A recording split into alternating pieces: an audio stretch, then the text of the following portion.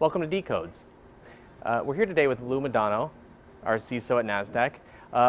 We have Cybersecurity Awareness Month, so we thought this could be a good opportunity to talk to Lou about basically all things in his world that we should be interested in and concerned with, and get his thoughts about it. So I wanted to just jump right in with Lou and talk to him a little bit about, like, I guess the fact that cybersecurity isn't necessarily just a technology topic or issue anymore. It's a business issue. It's a strategy issue. It's a governance issue.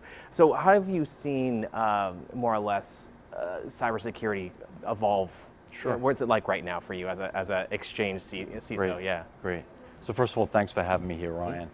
I would say the first thing that's different about being a CISO contrasted from what it was 5 years ago, is the fact that we're on the stage. And what I mean by that is we're being asked more often to give communication messages out to the media, to the board in particular, to the management team. And it's so important, given our voice and the power of our voice, to have the right context around anything that we communicate. So when you look at my space and you might ask me, so like, what are some of the shared concerns that you have with your peers?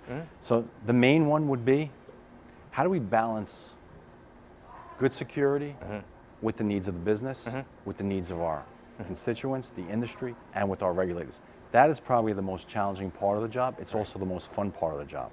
So I typically call that out as a baseline.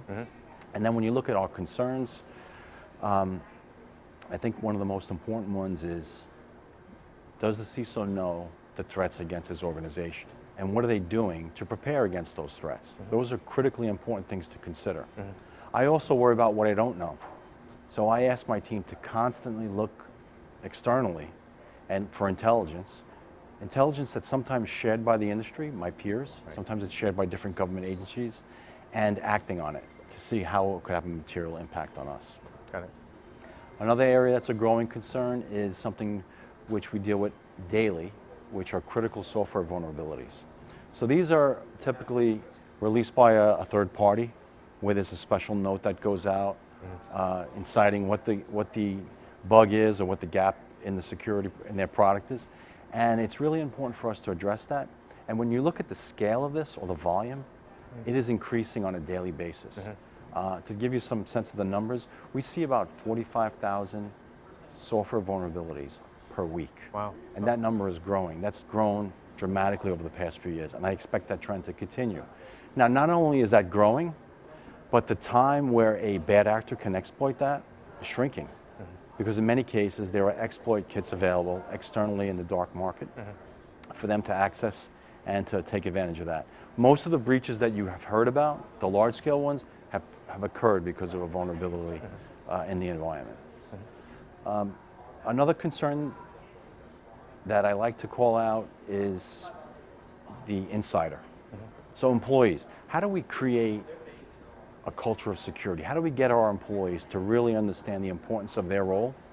Not just what they do day to day, but how security can get it as part of that. So having a really strong awareness program is certainly key.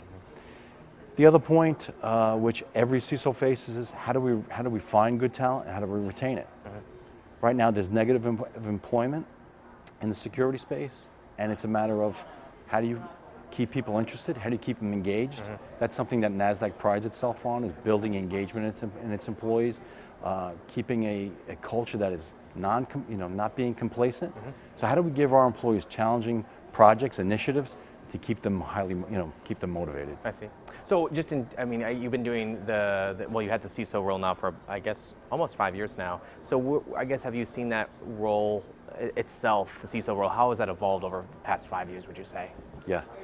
So probably the biggest change, I mentioned having a voice, right? The voice that the CISO has today is much greater than it had before. Not to say that the role's dramatically different, but to some extent it is. In the past, the CISO was purely viewed as a part of the tech team that was protecting the organization.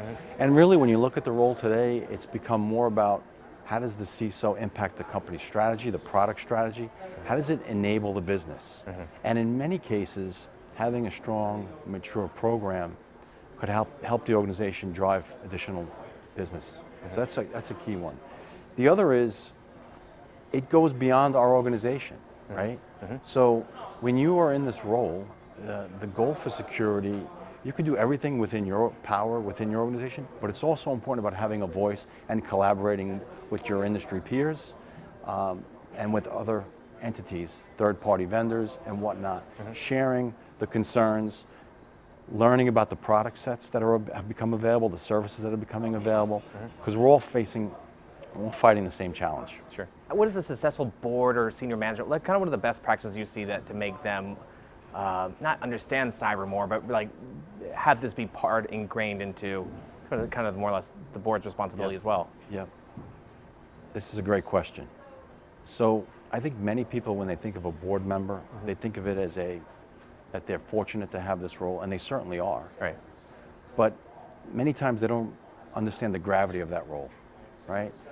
So a board member has so many different inputs that are required of that role, whether it's inputs from the management team, inputs from from our shareholders, from clients, from industry peers, and they have a fiduciary responsibility on behalf of all of those entities. And when it comes to cyber now, cyber is a different animal. So board members typically understand the risks in an organization. But when it comes to cyber, those risks are not always understood.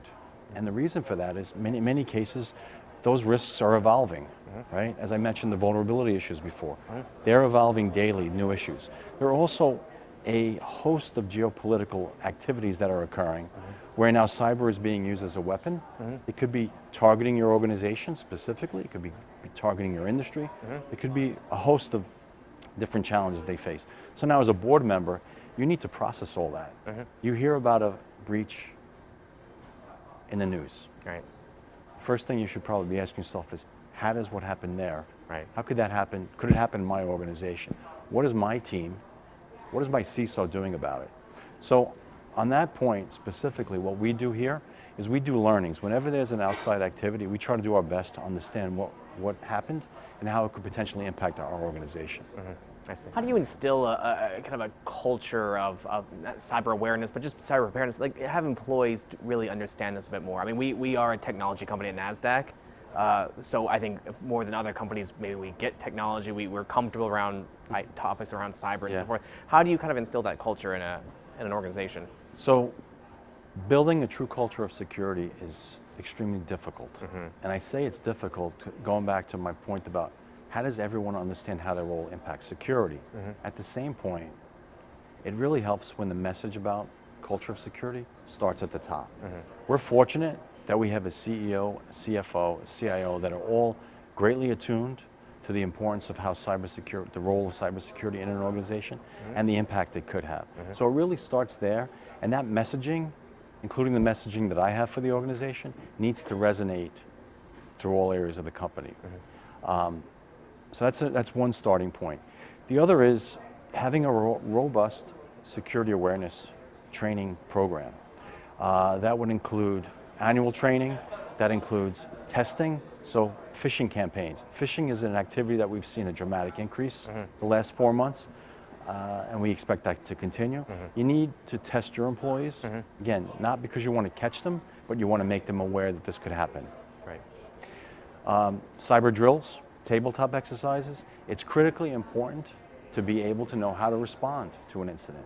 So all those components make up what I call a culture of having a true culture of security. I see. Okay, great. Well, thanks so much, Lou, for talking to us, and thank you everyone for watching. Thanks. Thanks, Ryan. Rewrite tomorrow.